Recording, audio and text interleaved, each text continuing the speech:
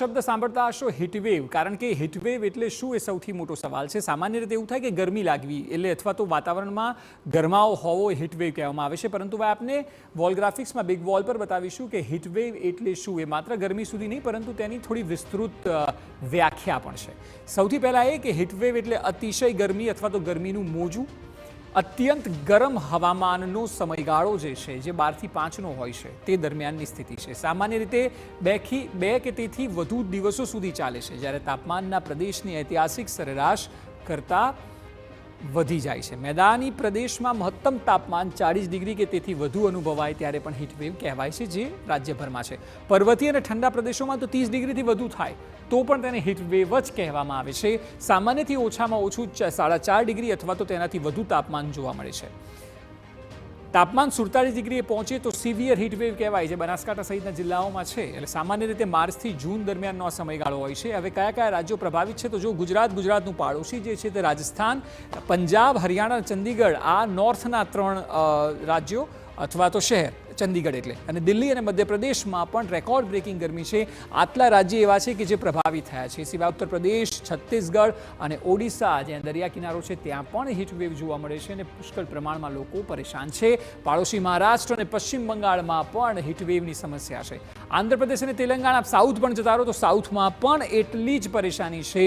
એટલે આપ જોશો તે મુજબ ગુજરાતથી શરૂ થઈને આપ દક્ષિણ સુધી જાઓ તો પણ એ સ્થિતિ છે। બચાવના ઉપાય શું છે, તો 11 થી 3 વાગ્યા સુધી બહાર નીકળવાનું ટાળો। વધુમાં વધુ પાણી અને પાણી સિવાય પણ ઠંડા પીણા હોય, છાશ હોય, તેનો મારો ચલાવો। પાણી ઇન્ટેક વોટર હોવું ખૂબ જરૂરી છે। તરસ ન લાગે તો પણ પાણી પીવું, એટલા માટે કારણ કે ડિહાઇડ્રેશન ન થવું જોઈએ। ડિહાઇડ્રેશન ન થવું જોઈએ ને એટલે આપ જો રંગ જે છે, કાળા રંગનો ઉપયોગ ટાળવો અને હળવા અને સુતરાઉ કાપડનો ઉપયોગ કરવો, જેથી કરીને ગરમીને તે શોષી શકે। ગરમી લાગવી તે કપડા પર પણ નિર્ભર કરતું હોય છે। તડકામાં બહાર જતા સમયે ચશ્મા, ટોપી અને છત્રીનો ઉપયોગ કરો। એક પણ બોડી પાર્ટ, ખાસ કરીને માથું અને માથાની આસપાસનો ભાગ, એ ખુલ્લો ન હોવો જોઈએ। જો વધુ પડતા પરિશ્રમ કરતા હો તો ટાળવું જોઈએ। ચા, કોફી અને કાર્બોનેટેડ કોલ્ડ ડ્રિંક્સથી બચવું જોઈએ। વાસી ખોરાક ન ખાવો જોઈએ, એનું ધ્યાન આ થોડા દિવસો દરમિયાન ચોક્કસ રાખવું જોઈએ। વધુ પ્રોટીનવાળા ખોરાકથી પણ બચવું જોઈએ। ખાસ કરીને જીમ જતા લોકો પણ પ્રોટીનની માત્રા વધારે રાખતા હોય છે, ઉનાળામાં થોડી ઓછી કરવી જોઈએ। ORS, લસ્સી, લીંબુ પાણી, શરબત અને છાશનો વધુમાં વધુ ઉપયોગ કરવો જોઈએ। જેમ કહ્યું તે મુજબ પશુઓ હોય તો છાંયડામાં તેમને રાખવા અને પીવા માટે તેમને પણ પૂરતું પાણી આપવું, કારણ કે તેમનું બોડી પણ ડિહાઇડ્રેટ થાય। રાત્રે સૂતા સમયે સફોકેટેડ ફીલ ન થાય તે માટે ઘરના તમામ બારીઓ ખુલ્લી રાખવી। એ સિવાય પાણીવાળા ફ્રૂટ જે છે, તરબૂચ, દ્રાક્ષ, દાડમ, સાકરટેટી તમામ લેવા। ફ્રીજમાં ઠંડા પાણીની જગ્યાએ માટલાનું શુદ્ધ પાણી લેવાનું પણ આગ્રહ રાખવો જોઈએ।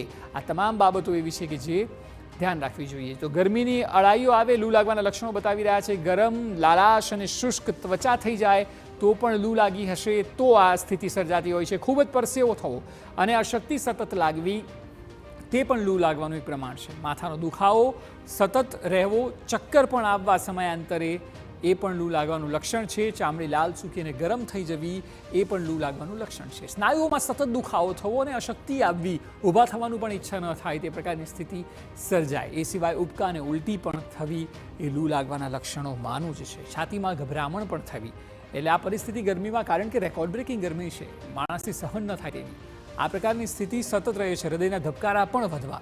હવે જે લોકો અલગ અલગ વર્ષની વાત કરીએ તો 1127 લોકો 2017માં મોતને ભેટ્યા હતા। 18માં 890 લોકો, 2019માં જુઓ સૌથી વધારે 1274 નાગરિકોના મોત થયા છે અને 2020માં 530 લોકોનું લૂથી મોત થયું, કારણ કે આ વખતે કોરોના પણ હતો, આપને યાદ હશે, લોકડાઉનનો સમયગાળો પણ હતો। લૂના કારણે 2021માં 374 લોકોના જીવ ગયા છે અને દેશમાં વર્ષ 2017માં જુઓ આપ સતત જે બતાવી રહ્યા છે, 1127 લોકોના મોત થયા છે। એટલે સ્વાભાવિક છે કોરોના દરમિયાન